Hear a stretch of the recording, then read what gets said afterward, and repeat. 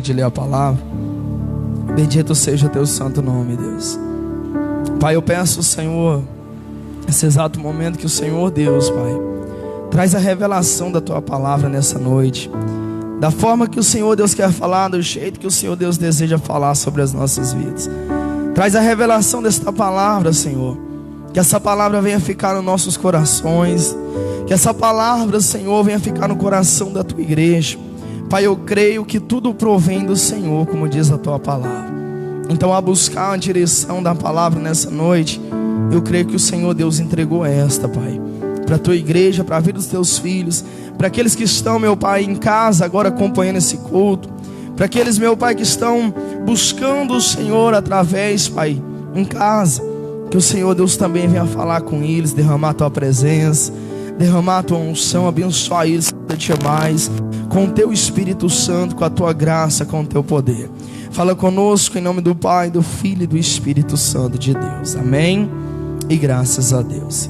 Assim diz a palavra do Senhor, Evangelho de Mateus, capítulo 19 e versículo 16. O jovem rico. Versículo 16 diz assim, amados, nós vamos ler uns 2 versículos, você vai poder se assentar. Eis que alguém, aproximando-se, lhe perguntou: Mestre, que farei eu de bom para alcançar a vida eterna? Respondeu-lhe Jesus: por que me perguntas acerca do que é bom? Bom só existe um. Se queres, porém, entrar na vida eterna, guarde os mandamentos. E ele lhe perguntou: quais? Respondeu Jesus: não matarás, não adulterarás, não furtarás, não dirás falso testemunho. Honra o teu pai e honra a tua mãe, e amarás o teu próximo como a ti mesmo. Diga glória a Deus. Pode se assentar adorando e exaltando o santo nome do Senhor Jesus. Replicou-lhe o jovem, disse: tudo isso tenho observado ou tenho feito, que me falta ainda? Diga glória a Deus. Amados, a palavra do Senhor, espere um pouco que nós continuaremos lendo daqui a pouco. A palavra do Senhor nessa noite que Deus traz é uma palavra sobre um jovem, que a Bíblia diz que ele era rico, ou seja, tinha muito dinheiro, muitas propriedades. E a Bíblia diz, amados, que certa vez, ou seja, o Senhor como sempre ensinando, o Senhor como sempre pregando a palavra, o Senhor como sempre orientando, a Bíblia diz que certa vez se aproxima alguém dele, mais à frente que a Bíblia vai relatar que é um jovem, que vai se aproximar do Senhor Jesus, ou seja, alguém ali com uma curiosidade ao saber e querer uma informação daquele que se chamava, ou seja, o Emanuel, aquele que era dado ao nome Deus conosco, que era dado ao nome Salvador, que era dado ao nome de Jesus Cristo, que tinha vindo do céu, que veio para perdoar os pecados, que veio para salvar. Ou seja, como se no dia de hoje também a gente teria a mesma atitude de saber que Jesus estaria aqui nessa terra, ou seja, andando por aí ensinando algumas perguntas, ou seja, sobre salvação, que é o mais importante, a gente também queria saber. Assim como aquele jovem queria saber, e um certo dia ele tem a sua oportunidade e encontra Jesus. A Bíblia diz que ele vai se aproximar e vai dizer: Jesus, o que me cabe a fazer para me herdar a vida eterna? O que me cabe a fazer, ou seja, a realizar, para que eu venha alcançar a salvação? Em outras palavras, para que eu venha ser salvo um dia.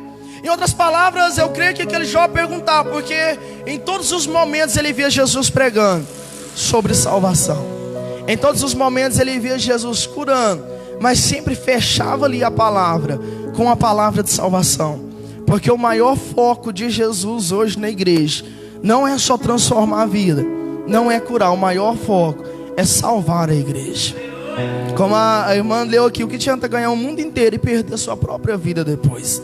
O que adianta eu receber milagres e bênçãos do Senhor, Deus me usar tremendamente, Deus me batizar com o Espírito Santo, Deus me levar a um nível espiritual tão grande com Ele, Ele me usar, eu ficar tão surpreso com a presença de Deus, mas se ainda me falta algo, e não cabe a mim, ou seja, preocupar com isso, e no final de tudo eu perder a minha salvação. Aquele jovem estava nessa condição, porque quando ele vai olhar para Jesus e vai dizer: Jesus, o que cabe a mim a fazer para herdar a vida eterna? Ele tem uma curiosidade. Na hora Jesus diz para ele: olha, é bem simples, tu só precisa observar os mandamentos. Ou seja, aquilo que já vem pregado desde o Velho Testamento. Tu só precisa observar os mandamentos. E Jesus vai citar alguns. Olha, tu precisa honrar o teu pai, a tua mãe. Tu não pode matar, você não pode roubar. Tu tem que amar o seu próximo como a ti mesmo. Jesus até cita ali os primeiros mandamentos. Adorarás somente o Senhor como o único Deus da tua vida. A Bíblia diz que na hora que Jesus passa aquelas palavras para aquele jovem, eu imagino pelo que ele vai dizer, ele não se encontra muito surpreso, porque ele vai olhar para Jesus e vai dizer assim: mas tudo isso eu tenho feito, Jesus. Tudo isso eu tenho observado desde criança. Tudo isso eu tenho praticado, tudo isso eu tenho feito. Aparentemente até aqui, aquele jovem está certo no caminho, e a qualquer hora ele pode receber a salvação dele. Aparentemente, se a palavra para aqui, acaba aqui, nós iamos, seja, somente pregar essa passagem, que a gente teria que estar como aquele jovem. Se a palavra acabasse ali nesse versículo, nós somente ia pregar hoje que nós tínhamos que ser igual aquele jovem. Ou seja, quando chegar até Jesus e querer saber o que me leva à salvação, eu teria, ou seja, que está dentro dos mandamentos, e assim caberia, assim eu seria salvo. E assim Jesus poderia voltar a qualquer hora, e assim poderia acontecer a maior promessa que tem sobre a face da terra. Poderia acontecer a qualquer hora o arrebatamento, a separação, ou seja, quando Jesus tirar aqueles que são separados da prova que ainda vai vir para o mundo inteiro. A maior prova que o mundo já viu, que o mundo vai ver. Mas a Bíblia diz que haverá o arrebatamento, de tirar aqueles que foram fiel, de tirar aqueles que buscaram, aqueles que acreditaram. Mas a Bíblia vai dizer, sabe o que mais? Acompanhe comigo. No versículo 20. Volta lá no versículo 20. Quando Jesus deixa de falar ali os mandamentos, replicou-lhe então o jovem: tudo isso tenho observado, que me falta ainda? Diga glória a Deus. Versículo 21, disse Jesus: se queres ser perfeito, ou seja, se queres ser salvo, vai e vende todos os teus bens, dá aos pobres, e terá um tesouro no céu. Diga glória a Deus. Depois vem e me segue. Tendo, porém, o jovem ouvido estas palavras, ele ouviu estas palavras, retirou-se triste, porque se é dono de muitas propriedades. Aquele jovem tem a curiosidade de olhar para o Senhor e perguntar: Senhor, o que me leva à salvação? Jesus cita, ele diz: sim, eu tenho observado isso desde mais cedo, eu tenho praticado. Jesus, eu ando dentro dos mandamentos, o que me falta ainda? Sabe o que vai acontecer? O que Deus revelou no meu coração dentro dessa palavra? Quando ele olha para Jesus, o que me falta ainda? Ele dá uma liberdade de Deus sondar ele e ver ainda o que falta. Eu disse para você que se a palavra parasse lá atrás, nós veria que Jesus já disse o que ele precisava fazer, e ele já disse que fazia. Mas na hora que ele relata isso, que ele diz: Jesus, tudo isso eu tenho observado, mas o que me falta ainda? Em outras palavras, ele dá a liberdade de Jesus sondar e saber nele o que falta para levar ele à salvação. Muitas vezes na nossa vida o que nos falta é dar mais liberdade para o Senhor chegar naquilo que está oculto na nossa vida. A gente que faz a obra do Senhor, a gente que está buscando, a gente que é cristão, cada dia que passa a gente precisa dar mais liberdade para o Senhor. Eu vejo um jovem honrando o pai e a mãe, eu vejo um jovem que amando o teu próximo, um jovem com uma vida cristã reta, mas ele logo olha para Jesus e diz: Pai, eu tenho observado isso, Jesus, mas o que me falta ainda? Em outras palavras, Jesus, se eu tenho liberdade de falar para mim, de revelar o que eu preciso para herdar a vida eterna, ele mostra um interesse de querer saber mais para herdar o céu. Ele mostra para o Senhor: eu dou liberdade para ti. O que falta mais em mim, Senhor? O que ainda falta? E Jesus vai bem na onde falta, porque quando nós pedimos o Senhor para se revelar o que falta, Ele vai mostrar. Mas muitas das vezes Ele vai mostrar, a gente não vai se agradar. Mas a gente precisa entender uma coisa: não é para mim agradar a mim mesmo, é para mim agradar o Senhor. Nós vivemos de forma que eu tenho que agradar Ele, não viver segundo a minha vontade. Eu preciso agradar o Senhor e não querer viver da forma que eu quero. Às vezes na nossa vida, sabe qual que é a nossa mania? É querer que Jesus adapta com a nossa vontade. Nós não queremos se adaptar com a vontade dEle.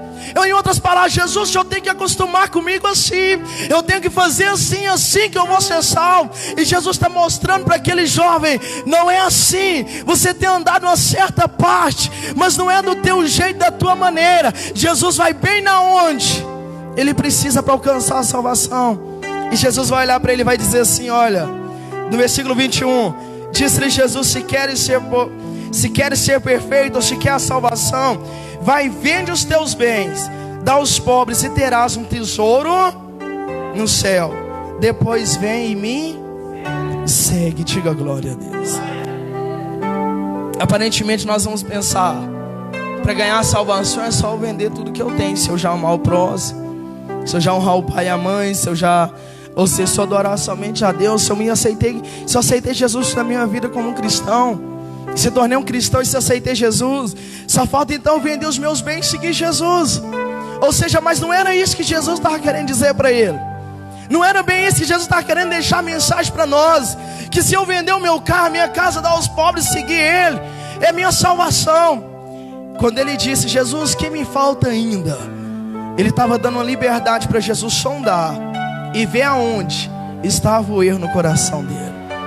Ele estava dando uma liberdade para Jesus olhar e ver aonde precisava o conserto, a transformação, aonde precisava se converter. Naquela hora que ele dá aquela liberdade, Jesus percebe que no coração dele, quem está em primeiro lugar não era a salvação. Jesus naquela hora descobre que no coração dele, quem estava em primeiro lugar não era Deus, não era Jesus. Na hora que ele dá aquela liberdade para o Senhor e pergunta: Jesus, o que me falta ainda? Ou seja, alguém que quer saber, alguém que está interessado a ser salvo, alguém que estava interessado a saber como herdar uma salvação, porque ele não queria perder a vida dele, chegar no final e perder tudo. Jesus sonda o coração dele e descobre que em primeiro no coração dele não estava a presença do Senhor, e descobre que o que estava em primeiro eram as propriedades que ele tinha. Descobre na hora que o que estava primeiro no coração dele era a riqueza. Aí a gente vai pensar: mas Jesus mandou ele vender? Não, Jesus foi aonde estava primeiro no coração. Jesus percebe que a riqueza está em primeiro no coração, então Jesus foi para tocar na riqueza. Porque Deus sempre vai tocar naquilo que a gente está pondo primeiro no coração. Jesus sempre vai tocar na nossa prioridade. Às vezes a gente não quer confessar, mas a gente vê Jesus tocando. A gente vê Jesus, ou seja, dando um alerta. Jesus sempre está dando uma cutucada naquilo que está sendo prioridade em nós. Mas muitas das vezes a gente quer fechar os olhos para aquilo e fingir que não está vendo. Porque Jesus quer estar em primeiro lugar sempre na nossa vida. E é muito mais fácil a gente bater de frente com aquele que não obriga, do que tirar aquilo que não se agrada em mim. É muito mais fácil bater de frente com Jesus do que tirar o que não agrada a Ele da minha vida. Essa é a realidade. Para ele bater de frente com Jesus é mais fácil,